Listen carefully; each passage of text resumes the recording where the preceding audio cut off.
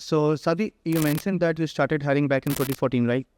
So, कितनी team से ऐसे आपने स्टार्ट किया, इनिशियल स्ट्रगल्स क्या थी, क्योंकि आई अज्यूम कि आपकी इनिशियल टीम साइज छोटी हो। तो इनिशियल हमारी जो ऑर्गेनाइजेशन है इसमें आप वेरी हाई लेवल ना दो डिवीजन समझ लें। ठीक है। टुडे रफली 50% हमारी है जो रेड प्रेरी की प्रैक्टिस है जिसको आप ब्लू यॉन्डर कहते हैं, और रेवेन्यू के हिसाब से भी, और यानी कि back of the napkin math इस तरह ही, और 50% दूसरी है जो जनरल कंसल्टिंग। तो जो जनरल कंसल्टिंग है उसका मतलब है कि आपने मार्केट से लोग हायर कर सकते हैं, जो भी एक्सपोजर चाहिए होता है, एक्सपीरियंस चाहिए होता है, तो उसके ऊपर तो हमने हायर कर लिया आराम से। जो हमारी रेड प्रेरी थी उस वक्त, वो इस पाकिस्तान में इट्स अ फॉरेन कॉन्सेप्ट, तो उसके लिए हमारा सबसे बड़ा चैलेंज ये था कि आपने रिसोर्सेज हायर भी करने हैं, फिर उनको बड़ी एक्सटेंसिव ट्रेनिंग भी देनी है, जिसकी यहाँ पर आपको कहीं से मार्केट में ट्रेनिंग नहीं मिलेगी। ठीक है। इन हाउस ट्रेन करना है, उनको इस काबिल बनाना है कि भाई वो आगे फिर हमारी जनरली हमारे सर्विसेज प्रोवाइड कर सकें। तो ये एक चैलेंज था, इंटरेस्टिंग चैलेंज था कि हाउ आपने पूरी इनका टीम को ग्राउंड अप बिल्ड करना है। दूसरी साइड पे भी इस तरह के चैलेंजेस थे, लेकिन उधर कम से कम आपका जो इनिशियल आपको थोड़ी सी बेहतर स्टार्टिंग पॉइंट मिल जाता है, इधर आपका इनिशियल पॉइंट भी बड़ा मुश्किल होता है। लेकिन जनरली स्पीकिंग हमने एक ही जैसे लोग हायर करके फिर आगे अल्लाह का फजल का इतना मुश्किल नहीं होता आईटी में। जनरली स्पीकिंग मैं हमेशा यही कहता हूँ कि एवरीथिंग इज़ द सेम। अगर आपका एप्टीट्यूड सही है तो फिर आप हर मोल्ड कर सकते हैं, आराम से डायरेक्शन चेंज कर सकते हैं, वो इतनी बड़ी बात होती नहीं है। Basically problem solving skill is important, business knowledge is important, और aptitude to understand the business problem is more important than technical. और लेकिन ये चीज़ इम्पार्ट करना बड़ा ज़रूरी था। जो अब लोग आ रहे हैं आपने हायर करें, उनमें ये चीज़ इम्पार्ट करना बड़ा ज़रूरी है कि इस पर डिस्करेज होने की ज़रूरत नहीं है कि भाई ये क्या आपने चीज़ दे दी। हर चीज़ एक ही जैसी होती है एज लॉन्ग एज आपको प्रॉब्लम समझ में आ जाए। ठीक है। तो सभी ओवर द टाइम आपने स्केल किया, व्हाट वाज द चैलेंजेस जो डिफरेंट हुए? 1 to 10 जब टीम साइज होगा तो आई थिंक डिफरेंट होंगे, फिर टाइम चेंज।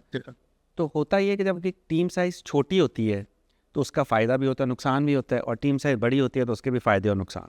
ठीक है। जब छोटी है तो फ़ायदा सबसे बड़ा ये है कि आपकी जो रिलेशनशिप है बहुत इंटीमेट होती है। ठीक है ना, आप खुद हर एक के साथ बात कर रहे हैं, खुद उनकी ट्रेनिंग में इन्वॉल्व हैं, वो इस वक्त किस चीज़ पे काम कर रहे हैं आपको ये भी पता है।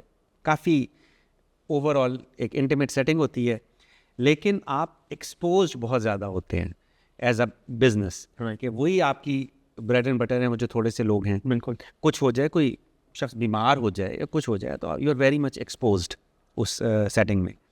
फिर जब आप बड़े होने शुरू होते हैं तो आपका दूसरा एक्सपोजर थोड़ा आप इंश्योर हो जाते हैं उसके अगेंस्ट, लेकिन जो पहला होता है कि आपकी इंटीमेसी ज़रा नीचे जाती है। तो ओवरऑल यही है कि आप जब कंपनी बड़ी होती जाए, टीम बड़ी होती जाए, तो यही दो को आपने जगल करना होता है कि हाउ आप दोनों चीज़ों को साथ साथ रखें। ये ना हो कि आप बड़े होते जा रहे हैं तो फिर बहुत ही डिस्टेंट हो जाएं। ठीक है। ये आपका चैलेंज होगा। और दूसरी तरफ ये है कि अगर बहुत छोटे हो जाएंगे तो एक तो आपका रूम फॉर ग्रोथ बहुत थोड़ा हो जाता है कि आप अगर आपने 2 प्रोजेक्ट लिए हुए तो तीसरा प्रोजेक्ट लेने के काबिल भी नहीं रहते, कोई आप एक्सपैंड करने के काबिल नहीं रहते। तो ये इन दोनों चीज़ों को जगल करना होता है। ठीक है। सभी चलें, फर्स्ट प्रॉब्लम को एड्रेस करते हैं कि आपने कहा स्मॉल टीम साइज में एक्सपोज आप ज़्यादा होते हैं एंड आपकी अपॉर्चुनिटी टू ग्रोथ कम होती है। So how do you manage that, या how anyone should manage that?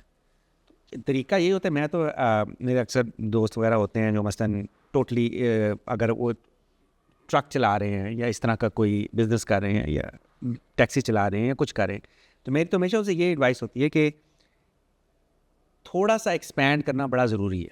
ठीक है ना, इनिशियल एक्सपेंशन मुश्किल होती है, लेकिन असल जो आपकी जो बरकत पड़ती है बिज़नेस में वो एक्सपेंशन से ही पड़ती है।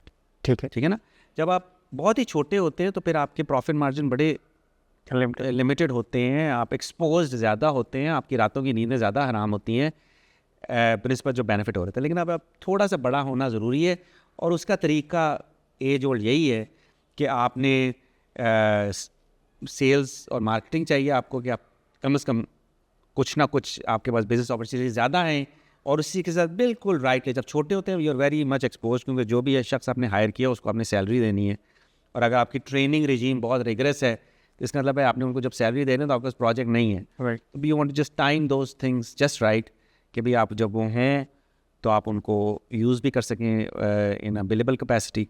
तो ये एक चैलेंज होता है, शुरू में बहुत ज़्यादा एक्यूट होता है, शुरू में बहुत ज़्यादा चैलेंज होता है, फिर आगे निस्बतन आसान होता है, लेकिन फिर उसके अपने चैलेंजेस शुरू हो जाते हैं जब बड़े होते जाते हैं।